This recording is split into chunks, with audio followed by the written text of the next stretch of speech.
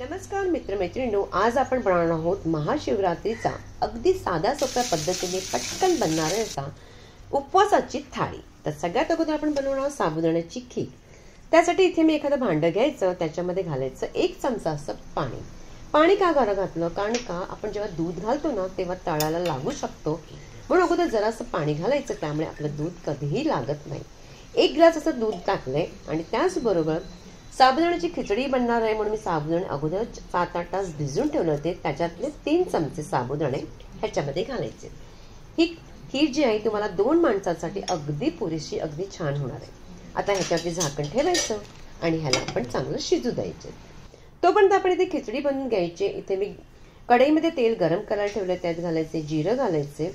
त्याचबरोबर आपण इथे घालणार आहोत कढीपत्ता घालायचे, हिरव्या मिरच्या मी लांब लांब कापून घातलेले आहेत, हवं असल्यास बारीक चिरून तुम्ही घालू शकता। एखादा बटाटा घ्यायचा, त्याचे सोलून वगैरे स्वच्छ धुवून आणि त्याला कापून तुकडे करायचे आणि ह्याच्यामध्ये घालायचे। बटाट्याला मीठ लागावं म्हणून आपण काय करायचं, या ठिकाणी जरासं मीठ घालायचं आणि नंतर मीठ घातल्यानंतर सगळं अगदी परतून घ्यायचे आणि परतल्यानंतर चांगलं अगदी परतून घ्या। आता आपण मीठ घातलं आणि परतल्यानंतर आपण त्याला झाकण लावायचे आणि झाकण लावल्यानंतर आपण साबुदाण्याकडे बोलूया। त्या साबुदाण्यामध्ये मी 2 मोठे चमचेची साखर घातली आणि त्याला आता पुन्हा शिजू द्यायचे। तर या ठिकाणी अगोदर एखादं भांडं घ्यायचं, साबुदाणे जे आपण भिजवून ठेवले होते 1 मोठी वाटी मी घेतलेली साबुदाणे, त्याच्यामध्ये घालायची अर्धी वाटी असं आणि त्याच्यापेक्षा थोडंसं जास्त घेतलं तरी हरकत नाही शेंगदाण्याचा कूट, तोही भाजलेला शेंगदाण्याचा कूट। चवीपुरते मीठ घालायचे, बटाट्यामध्ये सुद्धा आपण मीठ घातले म्हणजे इथे मिठाची क्वांटिटी कमी करायची आणि त्याचबरोबर अगदी त्याला छान चव यावी म्हणून जराशी घालायची साखर। आता हे सगळं घातलं की आपण छान व्यवस्थित अगदी सगळी जिन्नस घातल्यानंतर अगदी परतून घे, अगदी व्यवस्थित त्याला मिक्स करायचे। अशा प्रकारे केल्यामुळे काय होतं माहिती आहे का, सगळ्यात अगोदर म्हणजे खिचडी पटकन बनते, खिचडी चांगली सुद्धा बनते, अगदी सळसळीत बनते आणि सगळे जिन्नस अगदी एकजीव होऊन अगदी व्यवस्थित एकत्र होतात। बटाट्याला सुद्धा मीठ लागलं जातं। अशा प्रकारे तुम्ही खिचडी करून बघितली, तुमची खिचडी अगदी पटकनही बनेल आणि बनते सुद्धा अगदी मस्त। बटाटे छानसे आपण परतून घेतले, चांगले शिजले गेले, तर आपण जे मिश्रण मिक्स करून ठेवलं होतं साबुदाण्याचं ते ह्याच्यामध्ये घालायचं। साबुदाण्याचं घातल्यानंतर आपण त्याला व्यवस्थित अगोदर परतून घ्यायचे, कारण का सगळे आपण जे अगोदर मिक्स करून घेतलं होतं पाहिलं अशा प्रकारेच करायचे। कधी तुम्ही अशा प्रकारे करून बघा, खिचडी तुमची पटकन सुद्धा बनेल, जास्त वेळ सुद्धा लागणार नाही। आता हे परतल्यानंतर साबुदाण्याची खिचडी आणखीन छान चव यावी म्हणून काय करायचं माहिती आहे का, तुमच्याकडे जर ओलं खोबरं असेल ना तर नक्की घालून बघा, पण जर उपासाला खात नसाल तर त्याला तुम्ही स्किप करू शकता। आता याच्यावरती मी खोबरं घातलंय आणि पुन्हा एकदा परतून घ्यायचे। परतल्यानंतर आपण ह्याला काय करायचं, थोडंसं ह्याला झाकण ठेवायचं 2 सेकंद, म्हणजे आपली जेमतेम झाले साबुदाणे चांगले अगदी व्यवस्थित व्हावे, अगदी चांगलं एकजीव व्हावे म्हणून। साबुदाण्याची खीर बघा अगदी मस्त झालेली आहे। आता ही खीर आपली रेडी झाली, तर गॅस बंद करायची। साबुदाणे सुद्धा बघा अगदी ट्रान्सपरंट झाले म्हणजे शिजले गेले। आता आपण खिचडीकडे वळून पाहूया की खिचडी आपली झाली आहे की नाही। बघा खिचडी सुद्धा अगदी मस्त झालेली आहे आणि जर तुमचा कढईचा एखादा तळ पातळ असेल तर काय करा, कधी खिचडी बनवताना खाली तवा ठेवा म्हणजे खिचडी जरा सुद्धा लागणार नाही। माझी जाडबुडाची असल्यामुळे माझा खिचडी अगदी मस्त बनलेली आहे आणि मी अशाच प्रकारे कढई वापरते। आता इथे आपण बनवणार आहोत खिचडी झाली, खिरी झाली। इथे मी घेतलेत रताळी, अगदी त्याला वाफून घ्या किंवा पाण्यातनं शिजवून घ्या। शिजवल्यानंतर सालं काढायची आणि अशा प्रकारे अगदी त्याचे तुकडे करायचे।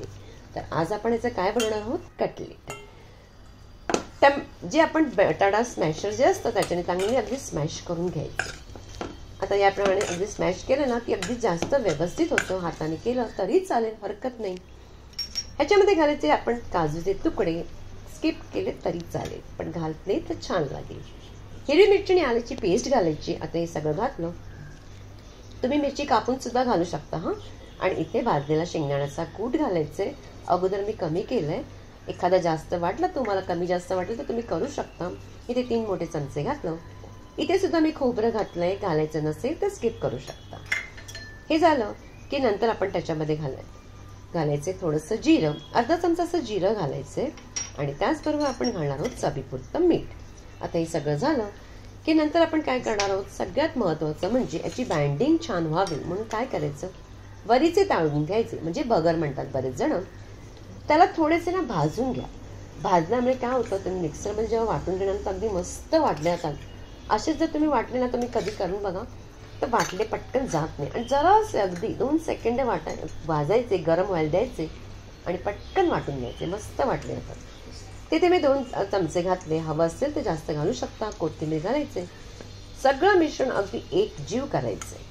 जितकं तुम्हाला बाइंडिंग करायला वाटत असेल तर तुम्ही इथे त्याच वरीच्या तांदळाचं पीठ आणखीन घालू शकता. पण मला जेमतेम थोडंसं बरोबरच वाटतंय. वाटलं तर करू शकता. आता हे सगळं झालं. इथे पाणी वगैरेची काहीही गरज नाही.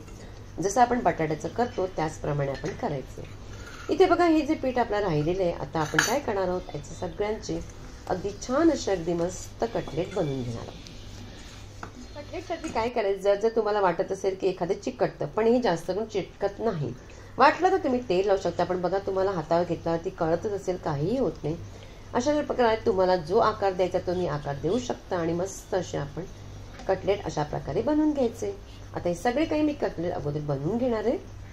हे काही अगदी आपले रेडी करून घेतलेले आहेत. आता काय करायचं, इथे जे वरीच्या तांदळाचं पीठ होतं ते घ्यायचं आणि एक एक कटलेट त्याच्यामध्ये घालायचं आणि त्याला थोडंसं अगदी लावून घ्यायचं. अगदी दाबून असं काही नाही, मी थोडा वरच्यावर लावलं आहे जास्त. आणि मात्र वरीचे तांदूळ मात्र जास्त बारीक करा. कधी कधी काय होतं की थोडंसं जाडसर राहिलं तर मात्र ते सगळे तव्यावरती राहतो. म्हणून जास्तीत जास्त बारीक करण्याचा प्रयत्न करा. आता हे आपण छान असं लावून घ्यायचं. तवा मी गरम करायला ठेवलेलाच आहे आणि त्याच्यावरती तेल टाकायचं आणि सगळे कटलेट त्याच्यावरती टाकून द्यायचे. ते मी टाकले, थोडे आजूबाजूला तेल घ्यायचं आणि मी एकदम मध्ये परतून घेतलं होतं. आणि पहा, छान असे आपले कटलेट्स रेडी झालेत. अगदी मस्त झालेत. तिन्ही वस्तू आपल्या रेडी झालेत. तर आणखीन एक तुम्हाला मी पदार्थ दाखवते, तो म्हणजे अगदी साधा सोपा. बटाटे घ्यायचे. अशा प्रकारे बटाटे घ्यायचे, त्याला स्वच्छ धुवून वगैरे. आणि त्यानंतर इथे ना बटाटे, लाल बटाटे घेतले. त्याच्यामुळे काय होतात, आपण जेव्हा कुठले चिप्स वगैरे करतो, वेफर्स करतो किंवा अशा प्रकारे फिंगर चिप्स करतो ना, ते मस्त बनतात. बाजूचे सगळं आपण जे बटाटे काढून टाकायचे, पण मात्र फेकायचे नाही ना. तुम्ही कुठली बटाट्याची भाजी किंवा कुठली भाजी करत असाल तर त्याच्यामध्ये तुम्ही टाकू शकता. आता मात्र इथे मला ना बटाटे लांबसर मोठे मिळाले नाही. थोडासा आकार लहान नाही, तर मी लहानच करणार आहे. कारण आपण लहान काय आणि मोठे काय, खायला तर मात्र छान लागले पाहिजे. आता अशा प्रकारे आपण त्याचे चौरस असे करून घ्यायचे. जे बटाटे आपण भाजीला वापर करायचा. अशाच प्रकारे दुसरा सुद्धा बटाटा करायला घे. तेल इथे मी गरम करायला ठेवलंच होतं. तेल छान असं गरम झालेलं आहे. तर आपण जे बटाट्याचे सगळे चिप्स करून ठेवले होते, म्हणजे फिंगर चिप्स वगैरे, ते सगळे याच्यामध्ये घालायचे. आणि घातल्यानंतर तेल मात्र चांगलं अगदी गरम ठेवा, कडकडीत गरम ठेवा. असं मस्त असं कडकडीत गरम ठेवल्यामुळे काय होतं माहिती आहे का, अगदी पटकन छान बनतात. त्याच्यामध्ये थोडंसं मिठाचं पाणी घालायचं. मीठ आणि पाणी करून अगदी मिक्सर करून ठेवायचं. वेफरमध्ये असाच प्रकारे पडतो. तुम्हाला वेफरचा सुद्धा मी व्हिडिओ आता तुमच्याकडे येणारच आहे, तेव्हा तुम्ही एकदा करून बघा. अशा प्रकारे घातल्यानंतर ते आपले मस्त बनतात. आता अशा प्रकारे झाल्यानंतर थोडा वेळ 2 मिनिटं आपण करायचं आणि पटकन काढून घ्यायचे. हे आपले बटाट्याचे चिप्स मस्त असे फिंगर चिप्स रेडी झालेले आहेत. आणि दिसायला सुद्धा तितके चांगले ना, तितके खायला सुद्धा अगदी छान लागतात. आता काय करायचं, आपण पटकन आपली जी थाळी आहे ते आपण अगदी सजवायची.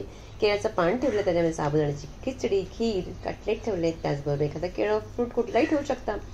बटाट्याचे फिंगर चिप्स ठेवलेत. अगदी मस्त आपली उपवासाला थाळी रेडी झालीत. अगदी छान होते, पटकनही बनते, सोपी साधी रेसिपी आहे. आणि तुम्हाला जर आवडलं तर जास्तीत जास्त लाईक करा, प्रत्येकांकडे शेअर करायचे. पुन्हा भेटायचे आपण एका छानशा रेसिपी बरोबर.